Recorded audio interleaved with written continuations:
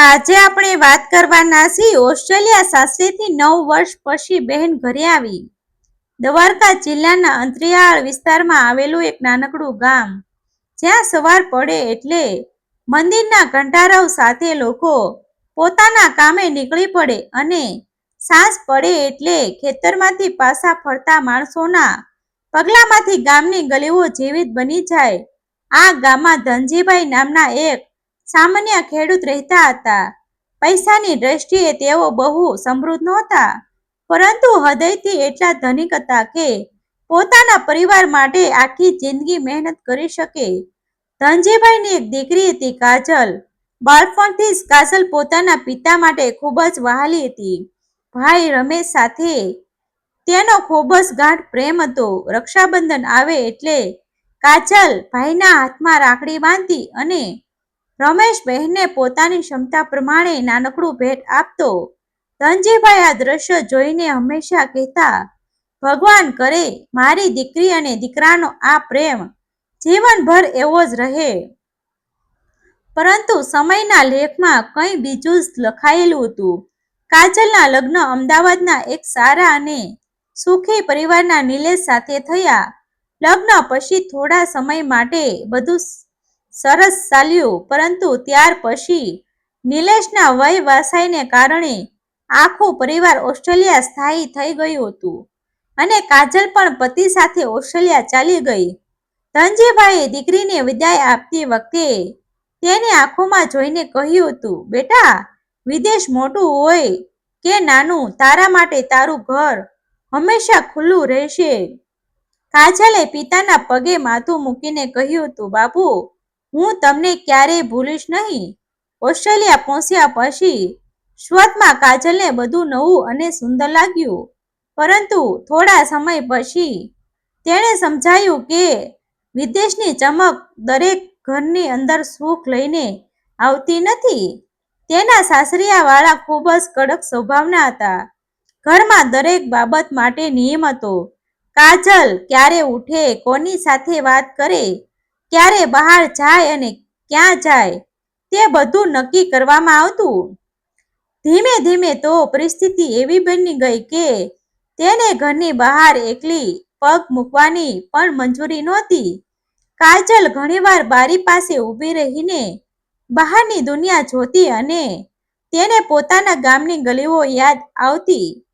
તેને પિતાનું ઘર યાદ આવતું, માતાની ગોદ યાદ આવતી અને ખાસ કરીને ભાઈ રમેશ યાદ આવતો. પરંતુ જ્યારે પણ તે પોતાના માતા પિતાને ફોન કરતી, ત્યારે પોતાની પીડા છુપાવીને માત્ર એટલું જ કહેતી, હું સારી છું, તમે ચિંતા ન કરતા. ધનજીભાઈ પિતા હતા એટલે દીકરીના અવાજમાં છુપાયેલું દુઃખ તેમને ઘણીવાર સંભળાતું, પરંતુ તેઓ પોતાને સમજાવતા કે કદાચ વિદેશનું જીવન અને નવી પરિસ્થિતિના કારણે દીકરી થોડી બદલાઈ ગઈ હશે. એક વર્ષ ગયું, પછી બીજું વર્ષ ગયું અને આમ કરતા કરતા 9 વર્ષ વીતી ગયા. 9 રક્ષાબંધન આવ્યા અને ચાલ્યા ગયા, પરંતુ કાજલ પોતાના ભાઈના હાથમાં રાખડી બાંધી શકી નહીં. રમેશ દર વર્ષ પોતાની બહેનને યાદ કરીને ખાલી હાથ આગળ કરતો અને ધનજીભાઈ દીકરી માટે ખરીદેલી રાખડી પૂજાના ઘરમાં મૂકી દેતા. લોકો કહેતા, તમારી દીકરી તો ઓસ્ટ્રેલિયામાં છે, હવે એને ગામડું ક્યાં યાદ આવતું હશે. ધનજીભાઈ માત્ર સ્મિત કરતા, કારણ કે બાપનું હૃદય જાણતું હતું કે દીકરી ક્યાંક જાય, પિતાનું ઘર તેના હૃદયમાંથી ક્યારેય જતું નથી. 9 વર્ષ પછી જ્યારે ફરી રક્ષાબંધન નજીક આવ્યું, ત્યારે અચાનક સમાચાર મળ્યા કે કાજલ થોડા દિવસ માટે ગુજરાત આવી રહી છે.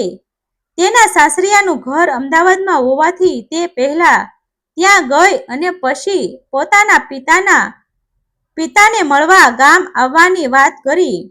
આ સમાચાર સાંભળીને ધનજીભાઈની આંખોમાં વર્ષો પછી એવો આનંદ આવ્યો કે જાણે ઘરમાં દીકરીનું લગ્ન ફરી થવાનું હોય. તેમણે ઘરની સફાઈ કરાવી, કાજલના જૂના રૂમમાં નવી ચાદર પાથરી અને બજારમાંથી તેની પસંદની મીઠાઈ લાવ્યા. જશોદાબેન આખો દિવસ રસોડામાં દીકરી માટે વાનગીઓ બનાવતી રહી. રમેશ તો વારવાર ગામના રસ્તા તરફ જોઈને કહેતો, હવે કાજલ આવશે. અંતે એ ક્ષણ આવી. એક કાર ધનજીભાઈના ઘરે આગળ આવીને ઊભી રહી. દરવાજો ખુલ્યો અને કાજલ નીચે ઉતરી. 9 વર્ષ પહેલા જે દીકરીની વિદાય આપી હતી, આજે એ જ દીકરી સામે ઊભી હતી, પરંતુ તેના ચહેરા પર 9 વર્ષના દુઃખની રેખાઓ દેખાતી હતી. કાજલે પિતાને જોયા અને માત્ર બાપુ એટલું જ બોલી શકી. પછી દોડી જઈને પિતાને ભેટી પડી. ધનજીભાઈએ તેની છાતી સાથે લગાવી લીધી. બંનેના આંસુ રોકાતા નહોતા. ધનજીભાઈના મોઢેથી એક જ વાક્ય નીકળ્યું, બેટા, તું આવવામાં આટલું વર્ષ કેમ લગાવી દીધા? કાજલે પિતાની છાતી પર માથું રાખીને ધીમેથી કહ્યું, બાપુ, હું આવવા માંગતી હતી, પરંતુ મને આવવા દેવામાં આવતી નહોતી. આ એક વાક્ય સાંભળતા જ ધનજીભાઈનું હૃદય ધ્રુજી ઉઠ્યું. ઘરમાં આવ્યા પછી કાજલની નજર દિવાલ પરના એક જૂના ફોટા પર પડી, જેમાં તે અને રમેશ બાળપણમાં રક્ષાબંધનના દિવસે સાથે બેઠા હતા. કાજલ ફોટો જોઈને રડી પડી. રમેશ તેની પાસે આવ્યો અને કહ્યું, બહેન, મને ભૂલી ગઈ હતી. કાજલે ભાઈને ગળે લગાવીને કહ્યું, ભાઈ, હું તમને કેવી રીતે ભૂલી શકું? દર વર્ષે રક્ષાબંધનના દિવસે હું પણ તારી યાદમાં રડી હતી. રમેશે પોતાની પાસે સાચવેલી રાખડી, 9 વર્ષની જૂની રાખડીઓ નાની પેટી કાજલ સામે મૂકી. કાજલ એ રાખડીઓ જોઈને તૂટી પડી. તેણે કહ્યું, ભાઈ, મેં વિચાર્યું હતું કે કદાચ તમે બધા તમે ભૂલી ગયા હશો. રમેશે જવાબ આપ્યો, બહેનને કોઈ ભૂલી શકે? આ શબ્દ પછી કાજલ વધુ કંઈ બોલી શકી નહીં. રાત્રે માતાની ગોદમાં માથું મૂકીને તેણે 9 વર્ષનું સત્ય કહી દીધું. માં, મારા સાસરિયાવાળા બહુ કડક હતા. મને બહાર જવા દેતા નહોતા. હું તમને મળવા આવવાની વાત કરતી તો ઘરમાં ઝઘડો થતો. નિલેશ પણ શરૂઆતમાં મારી વાત સમજતો હતો, પરંતુ પછી પરિવારના દબાણમાં આવી ગયો. ઘણીવાર મને કહેવામાં આવતું કે તારા પિતાનું ઘર હવે તારું નથી, તું અહીંની વહુ છે. હું અંદરથી તૂટી જતી, પરંતુ તમને દુઃખ ન થાય એટલા માટે ક્યારેય સાસુ કહ્યું નહીં. આ વાત ધનજીભાઈ સુધી પહોંચી ત્યારે તેમના અંદર વર્ષોથી દબાયેલો ક્રોધ ફાટી નીકળ્યો. તેમણે કહ્યું, મારી દીકરી 9 વર્ષ સુધી પીડાતી રહી અને હું અહીં એની રાહ જોતો રહ્યો. જો મને એકવાર પણ ખબર પડી હોત તો હું આખી દુનિયા સામે ઊભો રહી જાત. પરંતુ કાજલે પિતાનો હાથ પકડીને કહ્યું, બાપુ, હવે ઝઘડો ન કરશો. હું કોઈનું ઘર તોડવા નથી આવી. હું માત્ર એટલું જ ઈચ્છું છું કે મારી સાથે માણસની જેમ વર્તન થાય. ધનજીભાઈએ દીકરીની આંખોમાં જોઈને કહ્યું, બેટા, સંબંધ બચાવવો સારી વાત છે, પરંતુ સંબંધ બચાવવા માટે માણસે પોતાનું આત્મસન્માન ગુમાવવું જોઈએ નહીં. બીજા દિવસે નિલેશ અને તેના પરિવાર સાથે ફોન પર વાત થઈ. નિલેશના પિતાએ અહંકારથી કહ્યું, તમારી દીકરીને અમે ઓસ્ટ્રેલિયા લઈ ગયા, સુખ આપ્યું અને હવે તે આવીને અમારી ફરિયાદ કરે છે. ધનજીભાઈએ શાંતિથી જવાબ આપ્યો, વિદેશ જવું ઉપકાર નથી અને પૈસા આપવાથી કોઈને માણસ પર માલિકી મળતી નથી. મારી દીકરી તમારી વહુ છે, તમારી મિલકત નથી. વાત ઉગ્ર બની. નિલેશ પણ ગુસ્સે થયો, પરંતુ કાજલે પ્રથમવાર પોતાના પતિને સ્પષ્ટ શબ્દોમાં કહ્યું, નિલેશ, હું તારી સાથે જીવન જીવવા તૈયાર છું, પરંતુ તારી ઓળખ ગુમાવીને નહીં. હું તારા માતા પિતાને સન્માન કરીશ, પણ મારા માતા પિતાને મળવાનો અધિકાર પણ મને જોઈએ. રક્ષાબંધનના દિવસે કાજલે ભાઈ રમેશના હાથમાં રાખડી બાંધી. 9 વર્ષ પછી ભાઈની કાંડા પર રાખડી બંધાતા જ બંનેની આંખોમાં આંસુ વહેવા લાગ્યા.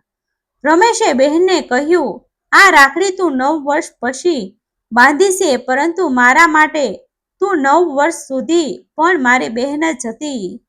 ધનજીભાઈ ભગવાન દ્વારકાધીશની સામે ઊભા રહીને પ્રાર્થના કરતા હતા, હે પ્રભુ, મારી દીકરીના જીવનમાંથી હવે અંધકાર દૂર કરજો.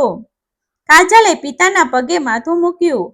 ત્યારે ધનજીભાઈએ તેને ઊભી કરીને કહ્યું, બેટા, જીવનમાં કેટલુંય દૂર જવું પડે, પરંતુ યાદ રાખજે, માતા પિતાનું ઘર ક્યારેય પરાયું થતું નથી. થોડા દિવસ પછી કાજલ અમદાવાદ પરત ગઈ, પરંતુ આ વખતે તે પહેલા જેવી ડરીને નહીં, પોતાના આત્મસન્માન સાથે ગઈ. નિલેશે પણ ધીમે ધીમે સમજાયું કે અહંકારથી ઘર મોટું થઈ શકે, પરંતુ સંબંધ મોટો થઈ શકતો નથી. તેણે કાજલની સામે માફી માંગી અને વચન આપ્યું કે હવે તે ક્યારેય તેને પોતાના માતા પિતાથી દૂર નહીં રાખે. કાજલે તરત 9 વર્ષનું દુઃખ ભૂલી ગયું એવું નહોતું, પરંતુ તેણે સંબંધને એક તક આપી. થોડા મહિના પછી ફરી કાજલ પોતાના પિતાના ઘરે આવી. આ વખતે તેની સાથે નિલેશ પણ હતો. નિલેશ ધનજીભાઈના પગે પડ્યો અને કહ્યું, બાપુ, મને માફ કરજો. મેં પૈસાને મોટું માન્યું, સંબંધોને નહીં. ધનજીભાઈ તેને ઊભો કરીને કહ્યું, મારી પાસે માફી માંગવાની જરૂર નથી. મારી દીકરીને ખુશ રાખજે, એટલું જ મારી માટે પૂરતું છે. કાજલની આંખોમાંથી આંસુ વહેવા લાગ્યા. જશોદાબેને દીકરીને ગળે લગાવી લીધી અને રમેશે મજાકમાં કહ્યું, હવે દર વર્ષ રાખડી માટે 9 વર્ષ રાહ નહીં જોડાવતી. આખું ઘર હાસ્ય અને આંસુથી ભરાઈ ગયું. આ ઘટના ધનજીભાઈ માટે એક મોટો પાઠ બની ગઈ. વિદેશની ચમક, પૈસાની સમૃદ્ધિ અને મોટા ઘરો માણસને સાચી સુખી આપી શકતા નથી. જો ઘરમાં પ્રેમ અને સન્માન ન હોય. દીકરીને સાસરે મોકલતી વખતે માતા પિતા માત્ર દીકરીને વિદાય આપતા નથી, તેઓ પોતાનું હૃદય પણ તેની સાથે મોકલે છે. તેથી દીકરી ગમે તેટલા દૂરના દેશમાં રહે, પરંતુ તેના માટે માતા પિતાનું ઘર હંમેશા ખુલ્લું રહેવું જોઈએ.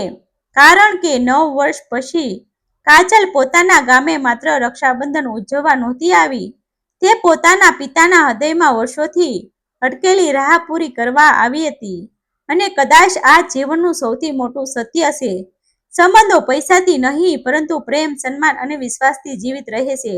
ડિસ્ક્લેમર: આ વાર્તા સંપૂર્ણપણે કાલ્પનિક અને મનોરંજન તથા પ્રેરણાત્મક હેતુથી રજૂ કરવામાં આવી છે. વાર્તામાં દર્શાવેલા પાત્રો, સ્થળો અને ઘટનાઓ કોઈ જીવિત કે વાસ્તવિક વ્યક્તિ સાથે સીધો સંબંધ નથી.